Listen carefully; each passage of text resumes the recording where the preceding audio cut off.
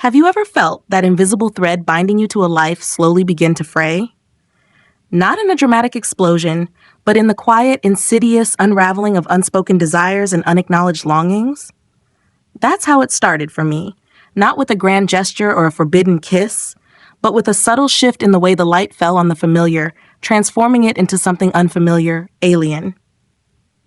My name is Savannah. This isn't a story about heroes or villains, it's about choices. Those tiny, seemingly trivial decisions that pile up, grain by grain, until they crush you under their weight. It's about that single pivotal moment when the familiar road twists sharply, thrusting you into a place you never thought you'd be. The bedside clock glowed 4:17 a.m.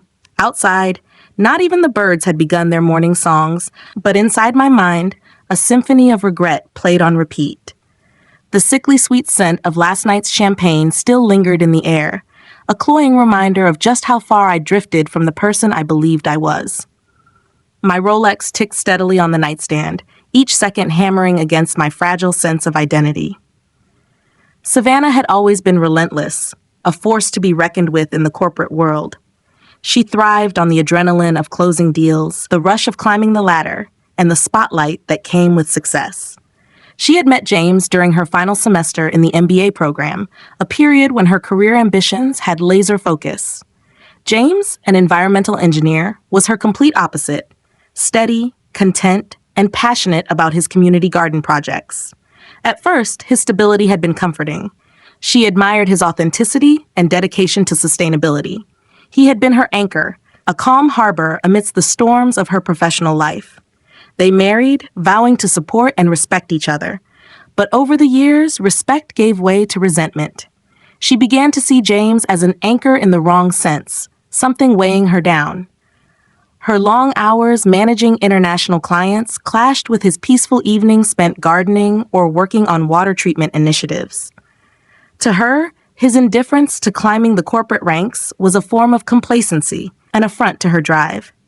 His insistence on balance felt like a cop-out, proof he lacked ambition. Their breaking point wasn't a dramatic blowout, but death by 1,000 cuts.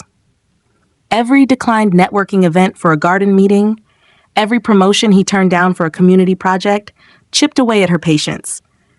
She'd show him articles about successful colleagues like Rachel, who had just bought a lakefront house, a gleaming trophy of achievement. But James would smile that infuriating, patient smile and say, "We're doing fine, Sav. Why can't we just enjoy what we have?" That phrase haunted her, enjoy what we have. It felt like a cage, a sentence of mediocrity, a quiet rebuke of her ambitions.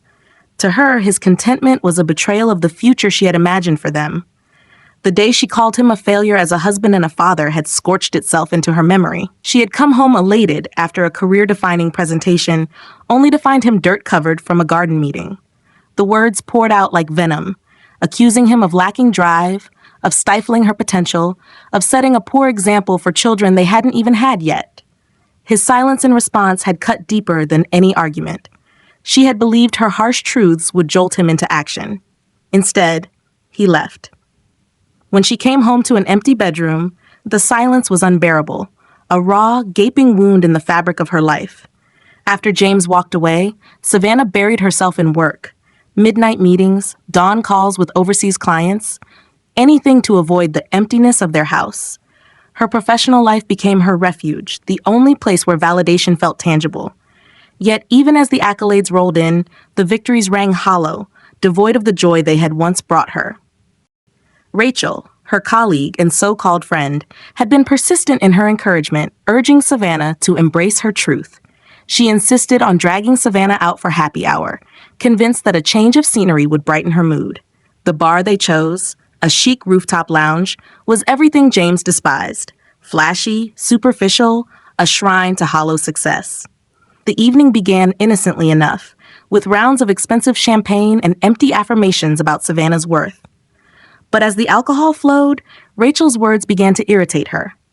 She mocked James, calling him a walking NGO ad and rolling her eyes at his passion for sustainable water projects. His work, she sneered, wouldn't pay for designer handbags or luxury vacations. Then Rachel introduced Blake, a hedge fund manager in town for a conference. He was everything James wasn't, sharply dressed, a luxury watch on his wrist, radiating wealth and power. He spoke fluently about investments and acquisitions, his latest triumph being a high-rise penthouse. Savannah felt an inexplicable pull toward him. He embodied the life she longed for, the one James had held her back from. Their conversation flowed effortlessly, fueled by ambition and champagne. Blake listened as she vented about her career frustrations, validating her dreams of more. He recognized the hunger in her, the drive James never seemed to understand. As the evening deepened, so did the tension. When Blake offered her a ride to his hotel, her conscience screamed at her to refuse. But another part of her, raw and reckless, craved the validation. She told herself it was a momentary escape, a way to reclaim her sense of self-worth. The elevator ride to his suite blurred by, though she knew it wasn't just the alcohol. The room's opulence dazzled her. An altar to success. The city glittered outside the panoramic windows, a reflection of everything she believed she was missing. Their first kiss was tentative, a soft spark that ignited into something more, a rush of pent-up desire and frustration. Unlike the comfortable rhythm of life with James, this felt forbidden, exhilarating. It was a fleeting illusion of freedom, a dangerous dance on the edge of ruin. When she awoke at 4 a.m., in Blake's bed, shame hit like a tidal wave. Her head throbbed, her stomach knotted with regret. Blake muttered about breakfast as if the night had been inconsequential. Dressing hastily in the dark, her hands trembled as she summoned an Uber, the weight of her choices suffocating her. As the car sped away, her reflection stared back from the window, a woman adrift in the consequences of her ambition. The betrayal wasn't just of James, but of herself and the vows she'd made. James's face flashed in her mind. The joy in his eyes when he spoke of the community garden, the pride in showing photos of the children he'd helped. That joy had been real, and she had been blind to it. Guilt surged in waves. She had sacrificed a simple, profound happiness in her relentless quest for more. Her success felt meaningless without the foundation of trust and love James had offered. In the days that followed, Savannah avoided James's messages. He wanted to talk, believing they could rebuild if they truly listened to each other. She couldn't bear to face him, knowing the truth would destroy any chance of reconciliation. Rachel's texts kept coming, pushing Savannah to live her truth and not feel guilty. But Savannah knew this wasn't about options. It was about wrecking something real, because she hadn't appreciated it. Still, a stubborn voice whispered that wanting more wasn't wrong. Was it wrong to refuse to settle for enough when she believed she could have everything? The battle between ambition and conscience tore at her. When James texted again, asking to meet with new ideas for their future, her heart seized. He was fighting for them while she carried a truth that could break them apart forever. She knew she should tell him. She had to tell him. But every time she thought about it, about the look in his eyes when he realized what she'd done, it stole her breath away. So she remained where she was, sitting in their house, surrounded by all the things she once deemed essential: designer furniture, the massive TV, the framed magazine articles celebrating her company's success. Yet none of it felt important anymore. Not without James. The meeting finally came. James suggested they meet at their house. No, our house, he had emphasized. She spent the entire morning arranging everything meticulously, hoping that having the perfect coffee and his favorite snacks would somehow erase her betrayal. He arrived right on time, as always. That was his way. Reliable. The same quality she used to call dull. But he looked different, more resolved somehow. His fresh haircut and the crisp blue button-down shirt, so unlike his usual casual wear, made her stomach twist. This wasn't going to be the reunion she had dreamed of. "I've been seeing a therapist," he began, settling in the living room. No pleasantries, no warm-up. "She's helped me understand some things. About us, about myself, about why I felt so small in our marriage." She opened her mouth to respond, but he raised a hand. "Please, let me finish. I need to say this." He drew a deep breath. "I love my work, Savannah. I love making a tangible difference in people's lives. I love my community garden program. And yes, I love that I leave work at 5 and still have time to live. That's not a lack of ambition. It's a different kind of success." "I know," she whispered. "I've been thinking about that too." "Have you?"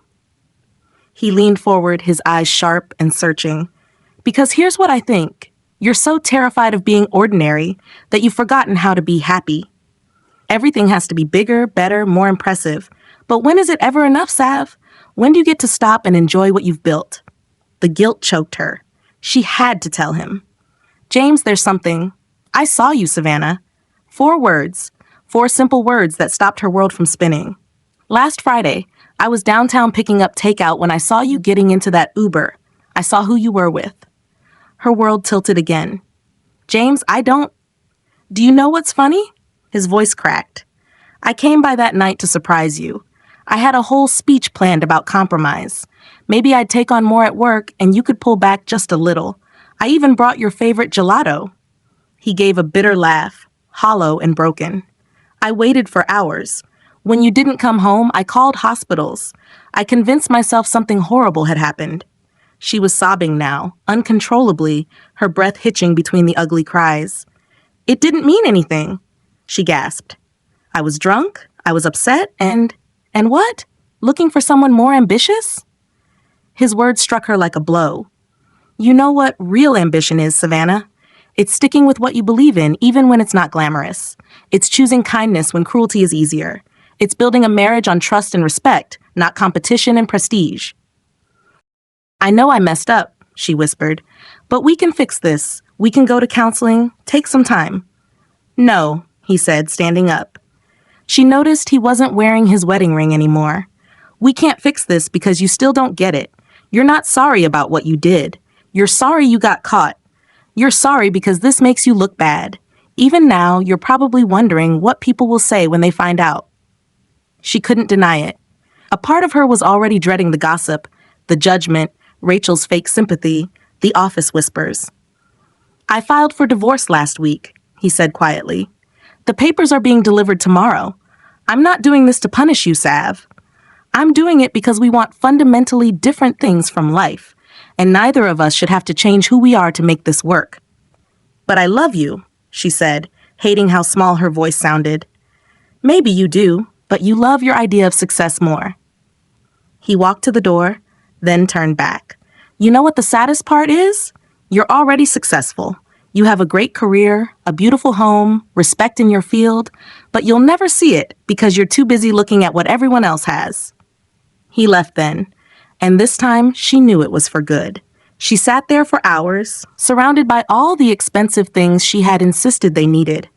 The designer lamp that cost more than James's entire garden program budget, the smart home system he said was unnecessary, the framed achievements on the walls. Her phone kept buzzing, probably Rachel wanting to know how it went. She turned it off for the first time in years and sat in silence, really looking at her life. The divorce papers arrived the next morning. James was thorough. He wasn't asking for anything, except his personal belongings and his garden equipment. He even left her the house she was so proud of.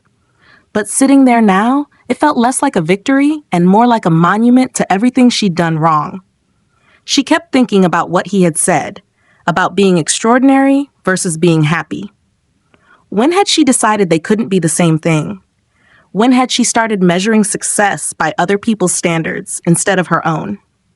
Her big project at work didn't seem so important anymore. Rachel's calls went straight to voicemail. The house felt too big, too empty, too much. Maybe James was right. Maybe she had never learned how to be satisfied with enough. But she was starting to think it was something she needed to learn.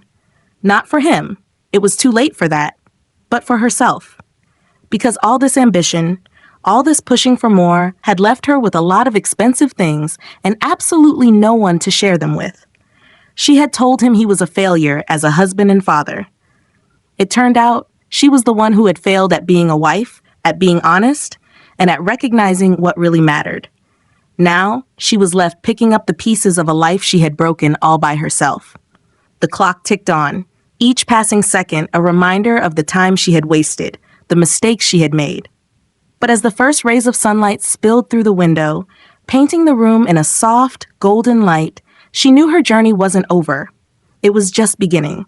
She had a lot to learn, a lot to fix, and for the first time in a long time, she felt a flicker of hope, a belief that maybe, just maybe, she could find a way to rebuild her life and learn to appreciate the value of what truly matters.